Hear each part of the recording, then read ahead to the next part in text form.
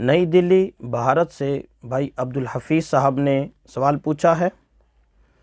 لکھتے ہیں مفتی صاحب آپ سے یہ پوچھنا چاہتے ہیں، جب مرد اور عورت کا نکاح ہوتا ہے تو اس نکاح کے صحیح ہونے کے لیے مولوی صاحب کا ہونا ضروری ہے یا نہیں؟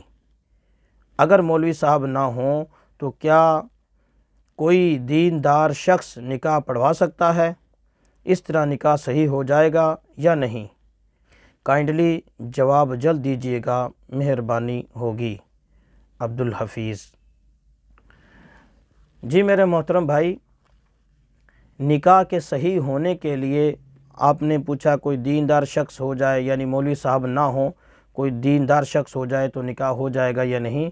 میرے محترم بھائی، اگر کوئی دیندار شخص نہ بھی ہو، سرے سے کوئی شخص بھی نہ ہو، مرد اور عورت اور دو گواہوں کی موجودگی میں اگر مرد خود کسی عورت کو کہتا ہے کہ میں اتنے حق مہر کے عوض تجھے اپنے نکاح میں لیتا ہوں، تو قبول کرتی ہے مجھے؟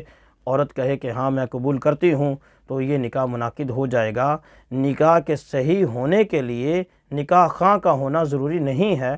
وہ تو ہمارے معاشرے میں ایک بس ترتیب چل پڑی کہ جو ایجاب اور قبول ہے وہ کوئی دوسرا کرواتا ہے۔ عام طور پر ایسے ہی ہوتا ہے کہ دلہن مجلس نکاح میں نہیں ہوتی، بلکہ دلہن کا وکیل ہوتا ہے، تو دلہن کے وکیل سے نکاح خواں اجازت لے لیتا ہے اور دولہے کو ایجاب کرتا ہے اور دولہا قبول کرتا ہے۔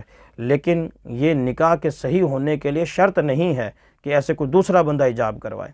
میں پہلے عرض کر چکا ہوں کہ اگر عاقدین یعنی جس نے نکاح کرنا ہے، مرد عورت دو، یہ دو گواہوں کی موجودگی میں از خود بھی کر لیں تو اسے نکاح منعقد ہو جائے گا، لہذا ایسی کوئی بات نہیں ہے۔